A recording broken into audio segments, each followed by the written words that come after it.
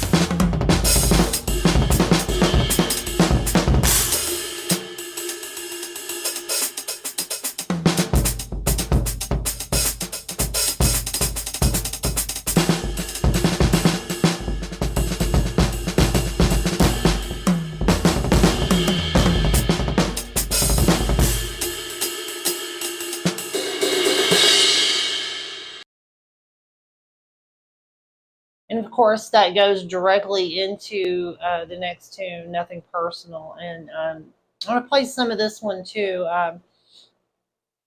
Um, this one turned out nice. I feel like all of it turned out pretty nice, but it's kind of like it's kind of a mood shift of the show a little bit.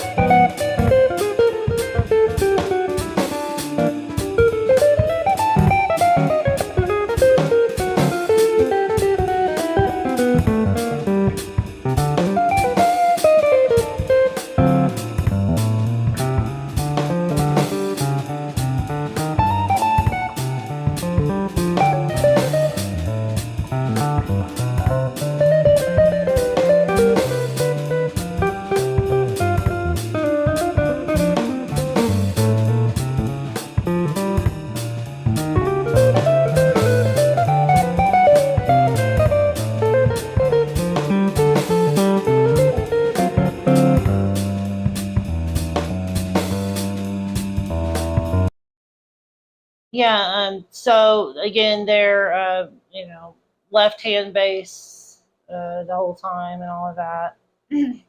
um, and then I do giant steps with a big, crazy intro that sounds like some kind of romantic period piano piece.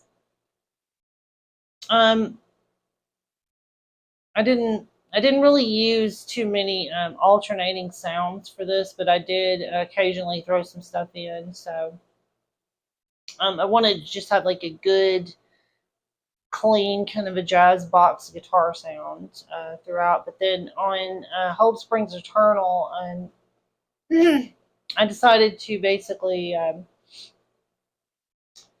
use some different sounds because it is like a slower ballad with no drums. So I did use like my Holdsworth, Eric Johnson kind of clean sound, and then switched over to one of my synth patches for that. And that's a really fun tune, actually.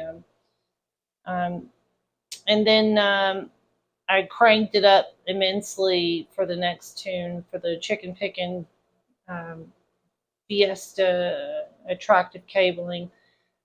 Bridge pickup, obviously. I'm going to play some of this actually.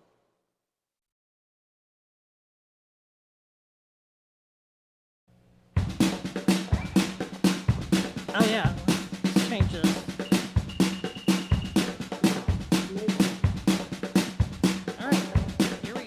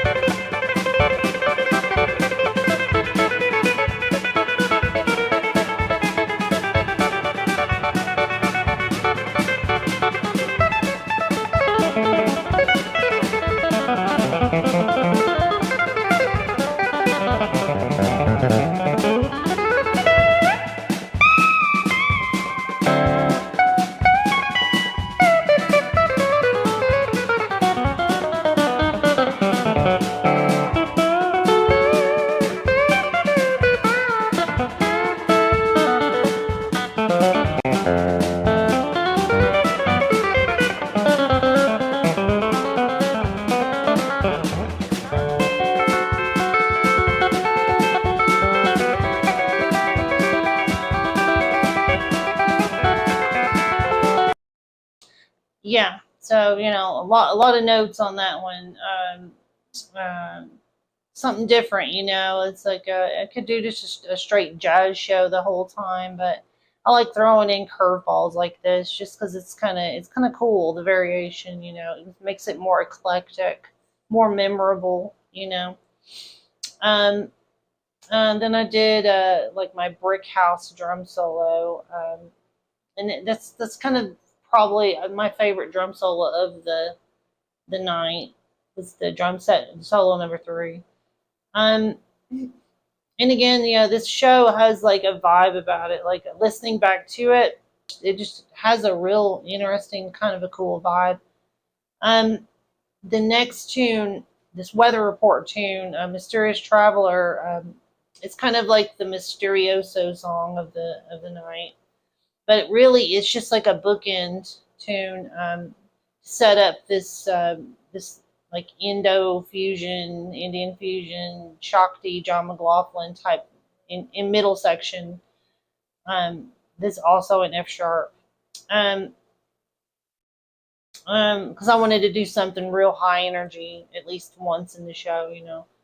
Um, but that the tune though, "Mysterious Traveler," is kind of cool because it has this one section you're setting up bass and chord melody, and then it has these little interjections that pop in, which I'm sure Joey Z, does it with another keyboard, just like da da da da, you know. But throwing that in all at the same time is pretty cool. So then you end up having like this interjection little thing, harmonic thing that goes with the bass and the chord thing that's happening simultaneously. So you have like 3 parts popping in and out. Let's actually listen to some of this, what's called the Shakti solo section here.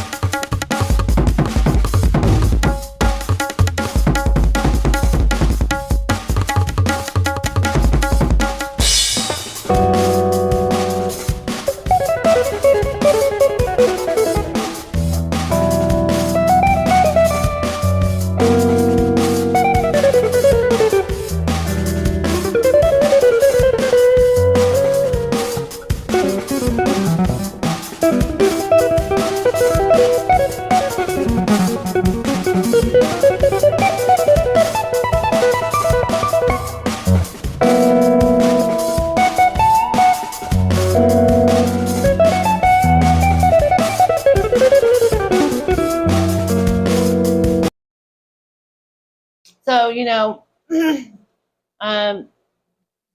pretty cool because I get to do like trading with myself on drums and the guitar stuff.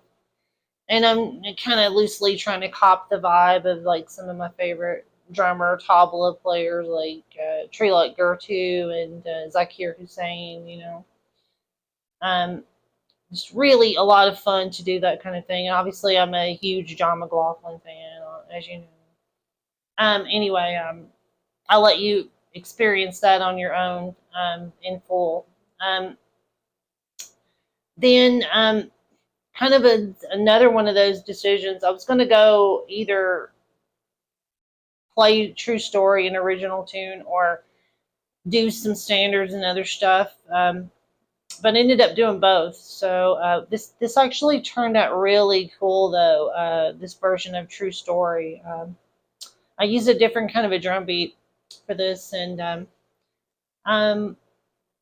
like I played a lot of just like straight finger style improv in this, and was like heavily arpeggiating everything and making it very rhythmic, and it really turned out to be one of the better songs on the record, I feel like, from my perspective at least. So we can actually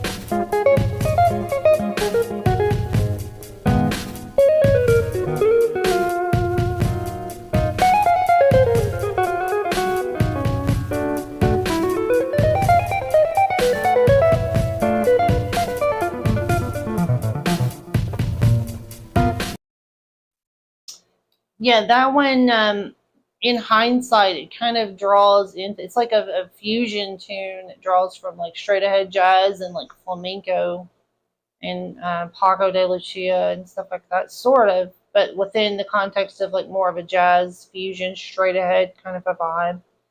Um, yeah, a lot of fun. I'll let you listen to that one on your own in full. Then I played Donna Lee. And yeah, this one turned. This was just totally unaccompanied. That way, I could do more of like a Chick Corea type of treatment with it, so that you could, throw in mixed meter or throw in like weird texture ideas like counterpoint, or just like whatever else I planned on doing at the moment.